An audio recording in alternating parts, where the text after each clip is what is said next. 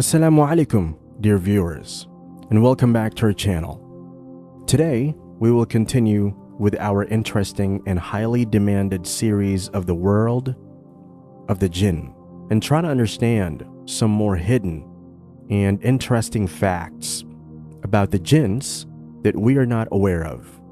In today's video, we will discuss in detail where the jinns live, how they live, and what they eat.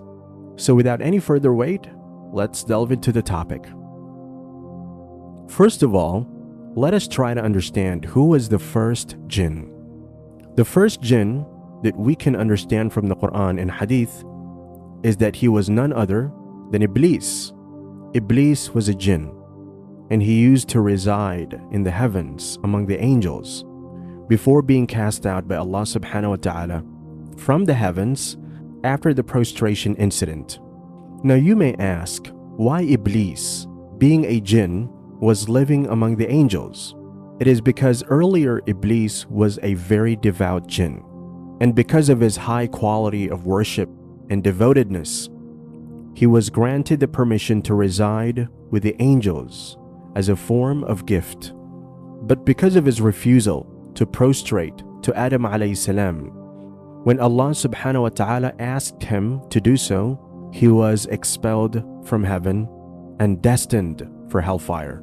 Many people don't understand this incident and state that why did Allah punish for not just prostrating to Adam alayhi salam? Why is it such a big deal? After all, Adam alayhi salam was merely a human being, and thus prostrating before him, that too simply for paying him respect, should not be such a great sin that it got Iblees destined for hellfire forever. The truth is, Iblees was not cast out of heaven just for refusing to bow before Adam alayhi salam. He got destined for hellfire for refusing to obey the commands of Allah. This is the real reason. Allah says in the Quran, and mention when we said to the angels, prostrate to Adam, and they prostrated except for Iblees. He was of the jinn and departed from, that is, disobeyed the command of his Lord. Now there are some points that need to be cleared before moving forward. Firstly, as we discussed, the first jinn among the jinn kind, just as Adam was the first human among the humankind. The difference here is that our father Adam alayhi salam was a believer, while the father of the whole jinn kind was a disbeliever. Secondly, even though the first jinn was a disbeliever, that does not mean that every jinn is a disbeliever. Among the jinns, there are both believing jinns as well as disbelieving jinns, just as it is the case with us human beings. Allah subhanahu wa ta'ala says in the Quran, among us are those who are righteous and those who are less so. We have been of different factions. Now there is again a point about which there are widespread misconceptions, and that is regarding the food that the jinns consume. People just spread false information that the jinns drink human blood and eat rotten foods. But the truth is totally different. In reality, the jinns eat bones of dead humans and dried out excrete of animals. We can find out about this claim in this hadith. Narrated Abu Huraira that once he was in the company of the Prophet ﷺ carrying a water pot for his ablution and for cleaning his private parts. While he was following him carrying it, that is the pot, the Prophet ﷺ said, "Who is this?" He said, "I am Abu Huraira." The Prophet ﷺ said, "Bring me stones in order to clean my private parts, and do not bring any bones or animal dung." Abu Huraira went on narrating, "So I brought some stones, carrying them in the corner of my robe till I put them by his side and went away. When he finished, I walked with him and asked, 'What about the bone and the animal dung?' He said, 'They are of the food of the jinns.' The delegate of jinns of the city of Nasibin came to me, and how nice those jinns were, and asked me for the remains of the human food. I invoked Allah for them that they would never pass by a bone or animal dung but find it food on them. Another point here worth mentioning is that the disbelieving jinns, or the ones who are always with the humans to cause them harm, are able to also eat whatever the humans eat on the condition that the person had not recited Bismillah before starting his meal. Hudayfa, may Allah be pleased with him, reported, "When we attended a meal with the Messenger of Allah sallallahu alaihi wasallam, we would not stretch forth our hands towards the food until he sallallahu alaihi wasallam would start eating first. Once we were with him when a little girl rushed in as if someone was impelling her. She was about to lay her hand on the food when the Messenger of Allah sallallahu alaihi wasallam caught her hand. Then a Bedouin came rushing as if someone were pushing him. He sallallahu alaihi wasallam caught his hand also and said, 'Satan considers that food lawful for himself on which the name of Allah is not mentioned. He, Satan, brought this girl to make the food lawful through her, but I caught her hand.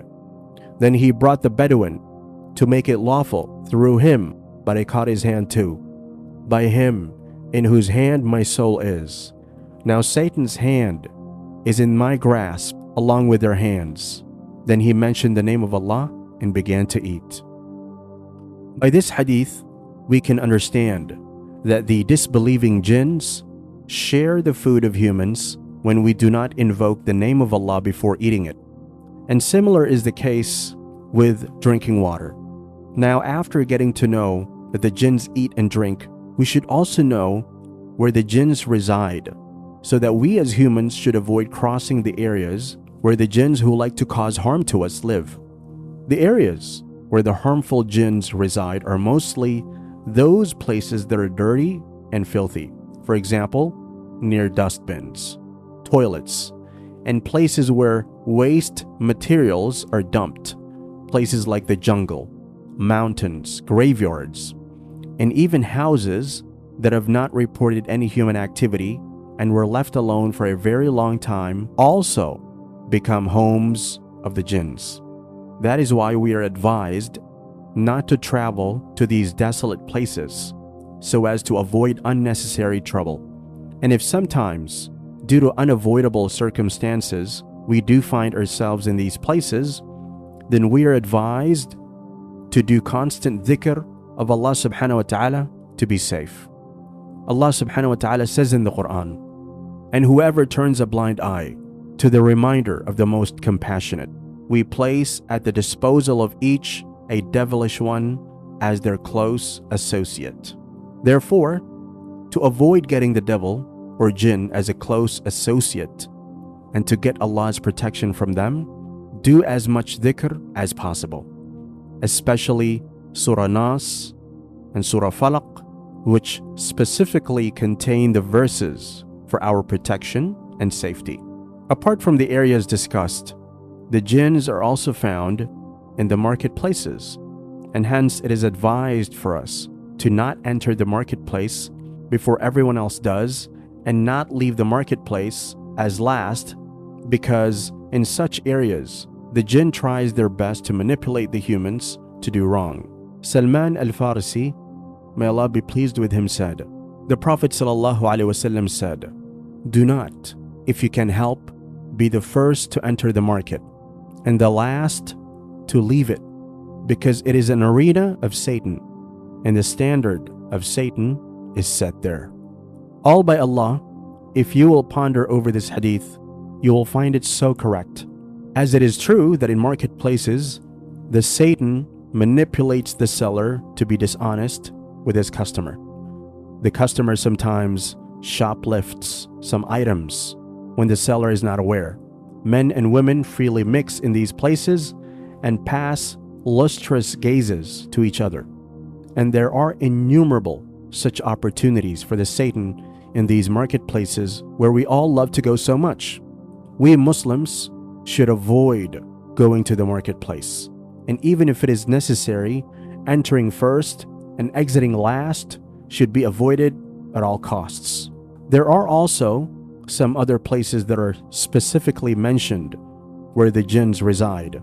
For example, our beloved Prophet Muhammad ﷺ stated in a narration that the believing jinns reside on top of mountains, while the disbelieving jinns reside in the abandoned islands. Such places should also be avoided so as to save oneself from unnecessary trouble. That's all for today, dear brothers and sisters. Today we discussed certain more characteristics of the jinn as to what they eat and where they live. We hope that you found this video interesting and informative. Stay tuned and follow this series for more such videos. Thanks for watching. Make sure to like, share this video, and subscribe to our channel for regular updates. Until next time, Assalamu alaikum.